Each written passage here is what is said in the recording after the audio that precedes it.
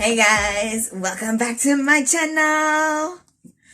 All right, so what is going on with the market?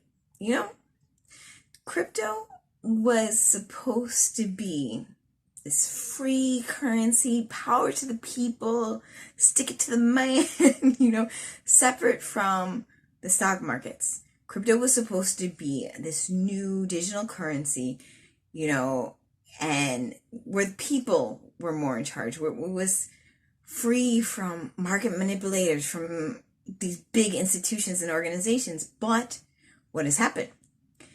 As institutions and organizations have begun to adopt crypto, the crypto market has become directly correlated with the stock market. All right, I'm looking specifically at the US stock market. So what does that mean? Basically, the stock market is crashing, okay? What the indicators are showing is that the stock market is about to go into the same crash potentially of what we saw in 2008, okay? Now, that was a huge crash. And now because crypto is directly correlated with the stock market, it doesn't matter, even if crypto is trying to go up, it doesn't matter. If the stock market crashes, crypto is going to crash, okay? What I'm seeing basically is it was so crazy. I was tracking both of them over a course of one day, like a 5-minute graph. So each candle, I was watching a 5-minute graph, and it was insane. They both fell perfectly throughout the day. If one went up a little bit, then Bitcoin went up a little bit. If the stock market went up a little bit, Bitcoin went up a little bit. And so all the altcoins. Now, what does this mean? Okay. So Bitcoin, historically, everything I've seen up to this point, Bitcoin was controlling the crypto market, right? So if Bitcoin went up, the entire crypto market went up. If Bitcoin went down, the entire crypto market went down. That still holds true. But now Bitcoin is being controlled by the S&P 500, okay? If the S&P 500 goes down, crypto goes down. This used to not be such a direct correlation. Now they're like this, okay? So this whole idea of crypto, power to the people, stick to the man, I forget about that, guys. All crypto is right now is a more volatile stock. That's all it is more volatile stocks, which it's kind of sad to say, to wrap your mind around this, especially when it's thinking about something. I don't know if you guys saw my intro to crypto video. I'll link it here. But that means that if you want to see how crypto is going to perform, you need to look at the stock market. You need to look at what's going on with the stock market. So I'm going to get into some of these technicals. Now, basically, why am I talking about the crash of 2008? Because looking at the monthly candles, the monthly time frames, the stock market it hasn't confirmed close yet, but it just began to flip the same way that it flipped at the beginning of the 2008 crash, okay? So what does that mean? When something flips on the monthly, that means it is going to last for a long time, which means that the stock market could be crashing for a long time.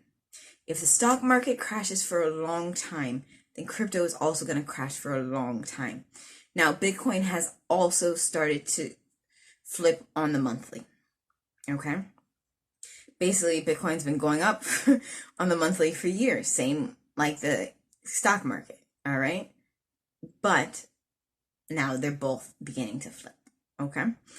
If they close red, then yes, we most likely, highly probable, unless something crazy happens where we go back up, we are going to continue to fall.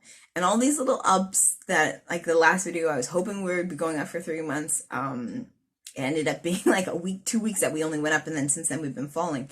So all of these little ups are essentially going to be like dead cat bounces. It's we're going down, and every now and then you're going to get a blip where it pops up, but then it's going to keep falling, and then it's going to pop up again. And that's it. We're going to be crashing for a while. So I want to show you guys what I'm seeing. and also kind of like give you guys an idea of maybe where we're going to, both in the stock market and in the crypto market. So you guys have an idea, and then, yeah, how long potentially we can be looking at for this. All right, so let's get into some of the technicals. Okay, so we are looking at a graph of the S&P 500 index. Each of these candles that you see on the graph represent 1 month. Okay, so basically what I'm looking at. So down here, I have the first derivative of the line. Basically, the green values represent positive slopes, right? The line is going up. The red values represent negative slopes, okay? The line is going down. So as you can see, whenever it's green, basically we go up. When it's red, we go down. When we have a change from green to red, like right here, I'm going to zoom in so you can see it. Okay, so when we have a change from green bars to red bars, it indicates that a peak has happened. We've had a local either maximum or minimum. From green to red, it represents that the maximum has occurred, okay? So this happened January 2008, when there was a switch from the positive values to negative values, indicating that we are now going down, okay?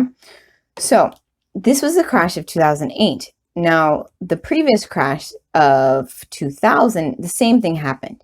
You see, as soon as the candles, basically, we've been going up since like 1995, going up, up, up.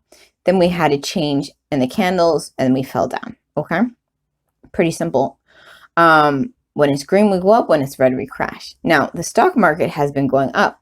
There were a couple incidences, right? So if we zoom in here, where we did close red on the monthly, but they didn't last very long, and then it just flipped back green and was able to keep going up. Even here, like we just had one candle that was red, we kept going up. Again, we had another red candle and then flipped back green, we kept going up. But the reason why I'm talking about this today is because if you notice here, right, this is our first candle that's coming red. Now, it has not closed red. Basically, we have 21 days and 2 hours left for this to close red.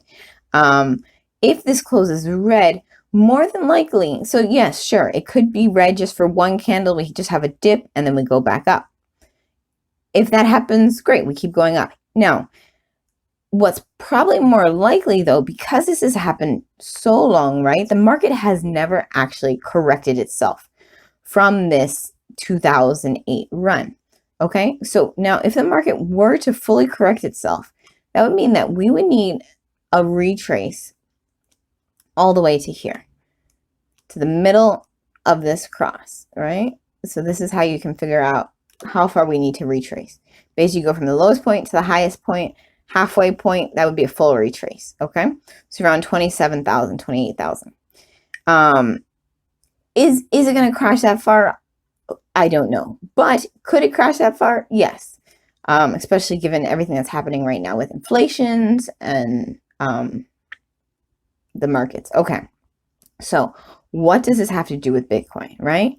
So if we look at the graph of Bitcoin, if you notice, again, this is also flipping negative, first derivative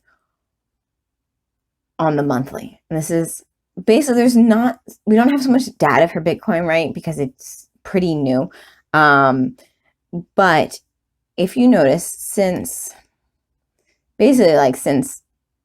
April 1st, Bitcoin was green on the monthly. So now Bitcoin moves a little bit faster than the stock market. But this whole entire period we were green, right? But this time, like, we should have gotten higher with this previous run. Like, we should have kept going up, but we didn't. And so now we're falling. So how far are we going to fall, and for how long are we going to fall? That's what we want to figure out, okay? So just looking at, so we have a couple references, things that I've been looking at, right? So because Bitcoin moves a lot faster than the stock market, this was what happened, right? The two crashes, right? So this was the 2000 crash of the stock market, and then the 2008 crash. Now, if you notice, it's almost very parallel to what we're seeing with Bitcoin, right? It came up really high. It did hit a full retrace, and then it tried to go back up. It did get slightly above its all-time high. So like here, if you notice, this was the all-time high. I'll just make that one green so it's a little bit different. it did get above the all-time high, right? But it should have gone higher at that point, and it didn't. It fell more. So how far did it fall from its lowest point here until the lowest point here? So it was 14% below, okay? So say Bitcoin does something like that. I've switched this now to the 1-week candle for Bitcoin just so you guys can see it a little bit closer. But it's almost the same thing as what we saw in the stock market, right? So this was our all-time high for Bitcoin. It came down, it tried again, it didn't get high enough, and so now it's crashing. So say it were to follow the stock market exactly, right? We saw that it went down 14%. So if this were to go down 14% below the previous low, that would put us like right about there, like right there, which is about 25,000, okay? So that's one potential mark where Bitcoin could go, 25,000. However, Bitcoin is more volatile than the stock market, okay? So it may go lower. Now, I want to show you guys some historical trend lines of Bitcoin. So basically, this is the 1-day graph of Bitcoin. Now, this is really interesting, what I've found, okay? So this is the, like, Bitcoin's first main run, right? That happened in like 2013, 2014, okay? So basically these gray lines that I've drawn, these are like the major support lines of that run. You see, like, basically these were the supporting lines. Like, Bitcoin never went below these lines. So we have 3 major support lines for each run. Now, it went all the way above, it broke one on the way down, broke the second one, and then it broke the third one, okay? So then it took some time, it finally started going back up, and then this is when we began the 2018-2019 run, okay? So now these green lines were its new support line, okay, throughout the run, and it also had 3 main support lines. Now, this is very interesting. Do you see here where it peaked in the December 17 run? This is actually the support line from the 2013 run. It came exactly up to that, and then it peaked. Oh, that's pretty cool. Coincidence? Maybe. So let's keep watching. Now, this run, right, it had 3 main support lines, the green support lines, okay? It peaks out, it comes down, it breaks the first support line, breaks the second support line, and then it breaks the third support line, okay? Puttered out for a while, finally got back on top, tried, couldn't really hold it, went back down a little bit further, went back down.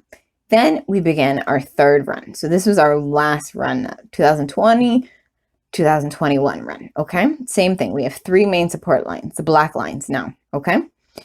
So during this run, look at this. This is really interesting. Look where Bitcoin peaked out.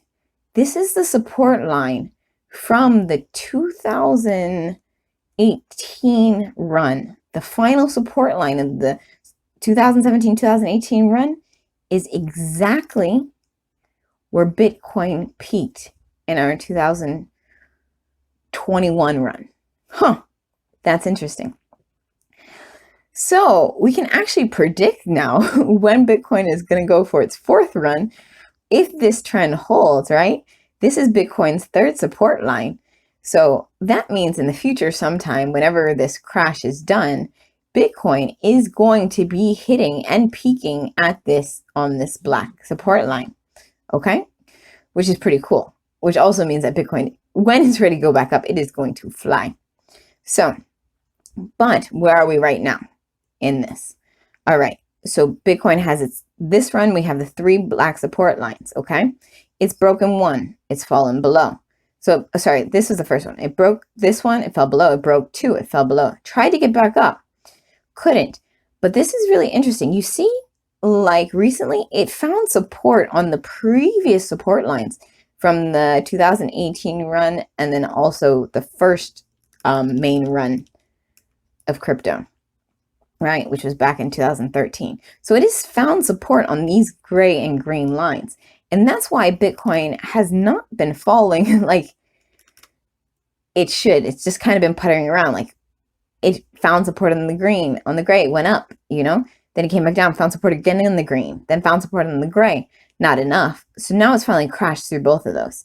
So our last support line for this run is the black line.